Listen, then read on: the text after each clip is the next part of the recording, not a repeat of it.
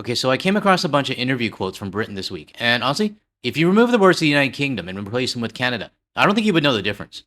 Because what I'm seeing in Britain right now sounds a lot like us Canadians, Australians, and other Europeans, and on everyone else around the world as well. It's been 17 months, and people are really starting to speak up now. I mean, not our governments. I mean, I think they got to be politically correct. But citizens like us around the world, we're starting to get louder. And I think everyone's just starting to get tired. And this YouGov article from the UK shows that it's not just Canadians that are tired anymore. And they asked people in Britain what the biggest issues are when it comes to the UK relationships and the United States. And today I'm going to go over this article with everyone. And I know some people might say, you know what, GTL, we already know that people around the world don't like Taco Tuesday. But for me, it's confirmation. Confirmation that we have solidarity around the world. And I also feel it's important as well because these are not politicians talking. These are everyday citizens in Britain. Canada isn't the only country that had a good relationship with the United States. Britain also had a special relationship with the US too. Canada, maybe we had the next door neighbor relationship. Australia had the loyal ally relationship. Europe had the transatlantic one. Every region had some sort of relationship with the US. And every region does feel like they had their back stabbed. So since the GTL community is over 50% international viewers now, I thought I would share with everybody what's going on in the UK. So like always, I'll read this out for anyone that's just listening or maybe working out or making breakfast and stuff, or for those that are visually impaired. Oh, and stick around to the end too. I want to see if anybody recognizes my outro music. Alright, let's get started. For a long time, the transatlantic special relationship with the US was at the heart of the British foreign policy. But this has come under strain under the Taco Tuesday presidency, as his policies towards countries from Iran to Ukraine have clashed with those of Britain and Europe.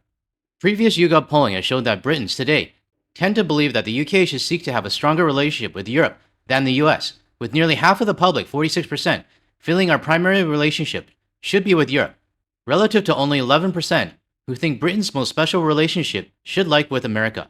I think that's supposed to say should be with America. I don't know. Here's the first graph in the article. Should Britain seek to have a stronger relationship with Europe or with the United States? 46% say Europe. United States is at 11, both equally at 30%. Neither, 5. Don't know, 9. I don't know if it's just me or not, but whenever I see polls and I see a section there for don't know, that really bothers me for some reason. I don't know why, it's just a little bit of a pet peeve of mine. Anyways, moving on. This is a poll from Britain. It's not a poll from Canada after being called the 51st state. And the trust has gone down so much between the UK and the United States that only 11% say that they should have a stronger relationship with the United States. So I do want to ask my UK viewers, do you agree with this chart here? And does it reflect what your inner circle or those around you feel about the United States? I'm actually very curious to hear from the UK Guard the Leaf community, so let us know your thoughts in the comments below. Now this next part of the article, the YouGov.com website, they must have some sort of AI that does like an interview. And they interviewed this woman, aged 45 to 54, and is a 2024 Conservative voter from East Midlands. I'll read out the interview for everyone, and I'll just jump back and forth between the AI interviewee and the woman from Midlands. What do you think are the biggest issues in the UK's current relationship with the United States? America is on a downward spiral. They are spending money hand over fist. They are losing a sense of reality. Can you tell me a little bit more what you think is driving the downward spiral you described? They seem to have an us against the world mentality, politically, and that is spreading into their day-to-day life. Why do you think this us against the world mentality has developed in America? Because of the Make America Great Again philosophy. Can you walk me through how you think the philosophy affects the UK's relationship with the US? And this is a great answer right here. You can't be an equal ally with someone who thinks you are beneath them. Now, this quote right here from this woman from East Midlands, this is the entire reason why I wanted to actually show this whole, or do this whole video. Because that sentence right here is the whole video. Because that could have came from Britain, Canada, Australia, Denmark, Greenland, Mexico, any other country around the world. The United States does not treat any other country as an equal. They might act like we're friends. You do what Washington wants, and Washington calls it cooperation. But if you start to not do what Washington wants, you're called mean and nasty. And I think this is where a lot of people in the United States don't really understand what's changed. The anger is not just about like comments here or there or insults or tariffs. It's a realization that the relationship was never equal. And the United States government and some of their citizens look down on other countries. I think for the longest time, Canada, Britain, Australia, Europe, everywhere else, we just kind of like rolled our eyes and stayed quiet for a bit. But I think that's changing now. But I 100% agree with the woman that was interviewed, that you cannot be equal with anybody if they think you're below them. Now let me continue this interview. What makes you think that America views the UK as beneath them in this relationship? Now this answer is awesome, because their president says so. Can't get more blunt than that. Can you go into a bit more detail of what specific things you've heard or scene that gives you the impression about how the America views the UK? Not really. What do you think would need to change for the UK to have a better relationship with the United States? I don't think that's possible until there's a new president, and even then a lot of damage has been done. Why do you think the damage you mentioned will be difficult to repair, even with a change in leadership? Hopefully the UK will have made new relationships with other countries by then. So this interview with the AI bot and the woman from East Midland, you could replace any mentions of the UK and insert Canada and you would get the same answer. And at least for me, these are the answers I want to hear. I want to know that there is solidarity around the world. And quite frankly, this AI interviewer is actually better than Rosemary Barton. But it doesn't stop there. There's actually a lot more quotes from the UK citizens, and I want to read them out. Taco Tuesday is deeply unreliable. He changes his mind on a whim. He is demanding of how our country and our prime minister should act. He is undiplomatic. He has raised tariffs, which has increased the prices of some goods. And he has started a war with Iran, which he has no idea how to get out of, which has affected the cost of living for the entire world. From a woman 55 plus, 2024 Labour voter, east of England. The next quote. How can you plan and have a political, diplomatic, and economic security with an unpredictable country? From a man 45 to 54, 2024 Lib Dem voter, southeast England. And the next one.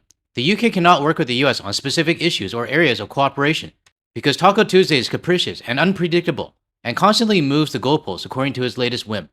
Woman 55, 2024 Labour voter, southeast England.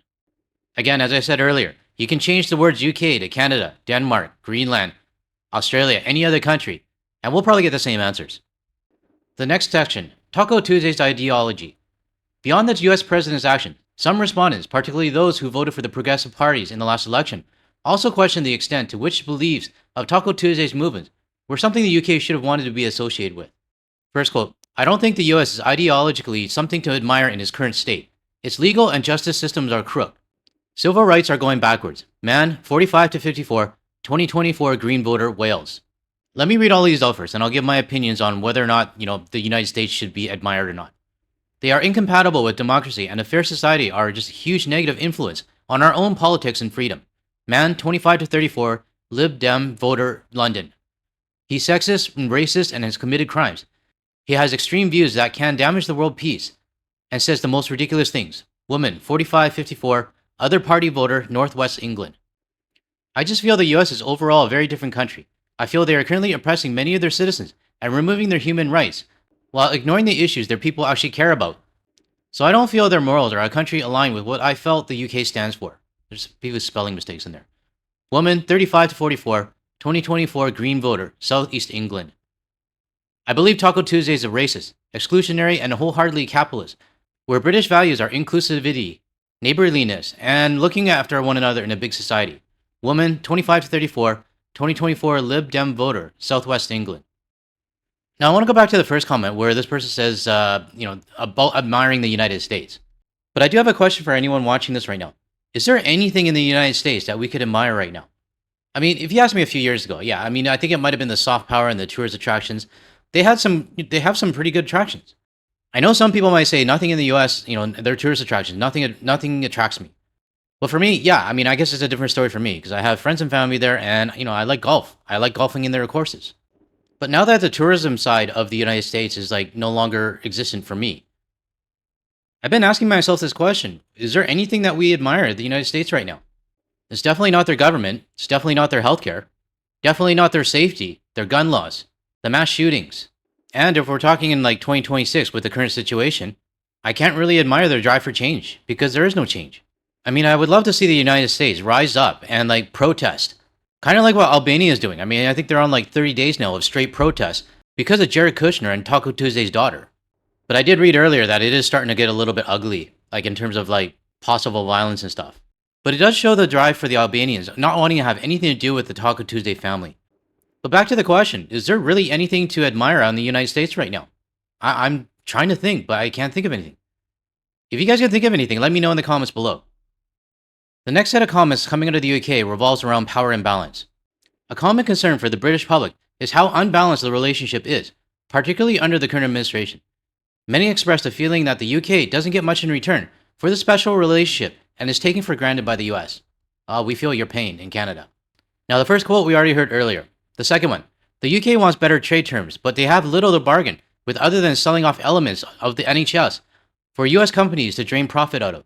We open our doors to these companies for very little in return. It's an unequal partnership. Man, 55 plus, 2024 Labour voter, Southeast England. And the last one, because I'm starting to realize I'm running out of time. Because we over-rely on them to the extent of weakening our own position in the world. The alliance is all one way, not helped by the UK politicians living in the past. The UK is finished as a nation, and being in with the USA is accelerating that decline. Man, 55, Yorkshire and the Humber. Now, I agree with this last guy saying that the alliance is probably one way. I mean, that's how we feel in Canada as well. And they extended themselves too much to the United States that it actually weakened their position. And I agree with this as a Canadian citizen as well. But I don't agree with him when he says the UK is finished as a nation. I mean, to me, that sounds like, our equivalent of like Maple MAGA. But then again, every country's going to have their own version of like, we hate our own country, our country sucks and blah, blah, blah. I mean, there's going to be complainers in every country. I get them in my comments all the time. Now, I actually want to read the rest of the comments on the power imbalance section because I think they're pretty good. But like an abusive relationship, you can't be surprised if one of the parties walks away after being lied to, ignored unless something is wanted, and repeatedly told that it would be nothing without the United States. Woman, 55, 2024 Labour voter, Scotland. Next one. Well, they take us for granted, treat us terribly, bully us and enforce us backwards into Christo-fascist beliefs on our society, meddle in our politics, and drag us into illegal wars. Taco Tuesday is the cancer of the world. We are far too reliant on the US on everything, especially technology. We are seriously unprotected because of our reliance on the US tech owned by fascist billionaires. It's time we broke ties and looked elsewhere for less toxic relationships. Woman, 35 to 44, 2024 Lib Dem voter, East of England. Now, this last set of comments I read out, they all have a commonality. Everyone's realizing how imbalanced the relationship is with the United States. It's a one-way relationship. And I think nations all around the world are starting to realize this now. And they're starting to speak up about it. In an unsatisfying way, I do feel comfort in knowing that the rest of the world is basically turning their backs on the United States. And I want to make myself clear, because I know some people are going to take this and twist it around. This is not about me hating all US citizens. A lot of US citizens are horrified too. And many of them are watching this channel and support everything that we are talking about. And honestly, some of the kindest messages that I receive by emails are actually from US citizens who feel like they're trapped in their own country. They do not recognize it anymore. So I can't generalize all US citizens, although there is a very good portion that really don't care about it, and they're just too apathetic about what's going on. I mean, something's got to change in the US. I mean, we got to get the everyday average US citizen who's apathetic right now to start caring about their own country versus like NBA or NFL stats. But I think the biggest takeaway from this YouGov article is not British people sounding like really angry. They actually sound disappointed. And to me, that's a little bit different. Because I could relate to it as well as a Canadian. I'm not angry at the United States, I'm sad and disappointed. Disappointment is what happens when people expect better from you and they finally realize they've been giving you too much credit. And that's what I hear from Canada, Australia, Europe, and now Britain. It's not full anger yelling at the United States, it's just a simple like nodding your head and walking away. But this story here, it's not even about Canada. It's about our cousins in the UK and what they feel. If I had to visualize it, it's all of the neighbors in the cul-de-sac looking at the meth lab and us looking over at Britain and saying, hey, what do you guys feel? And all they do is shake their head just like us. And like I said, and I don't say this to be mean, but it is satisfying as a Canadian that we have other nations that agree with us. Because Canada is not alone anymore. The world is starting to say it out loud. And if the US's closest friends are all saying the same thing, then maybe it's not our problem. Maybe the problem is the country that keeps losing its friends, while continue to try to gaslight us, making us feel like it's all our fault. Because the more they gaslight us, the more they're digging themselves into a hole. And personally, I feel they'll need to get themselves out. No one's going to help them. Now, this YouGov article has a lot more quotes that I didn't read out. I think I only read out maybe 50% of them. So if you do want to see more comments from UK citizens, I'll leave a link to the description below. No, I'll leave a link in the description below. I don't know why I can't talk today. Anyways, let me know what you think about this video, and I do want to hear from my UK viewers as well. To close off this video, I would like to thank Sayori from our Discord server for posting this photo from Steveston, Richmond in British Columbia. It's one of my favorite places to go and home of my favorite fish and chips place, Padjo's. It's a great place to go to in the summer, and also to get fresh seafood right off the boat. So if you're ever visiting Vancouver, I would highly recommend to go to Steveston. So thank you, Sayori, for posting this in our Discord server. Okay, everyone, that's all I got for this video. And bonus points to anybody that recognizes the song at the end. And if you're still here, I really appreciate you watching to the end, because it really does help the algorithm. If you found any value in anything I said today, or you want to hear more from a Canadian and international point of view, without the US media bias, make sure you hit that like and subscribe button below. That way you'll be notified of my future videos. And don't forget to hit the bell icon and select all as well. Now, if you want to see more of my videos, check out the ones that are going to show up on your screen shortly. Thanks, everyone. I'll catch you in the next one.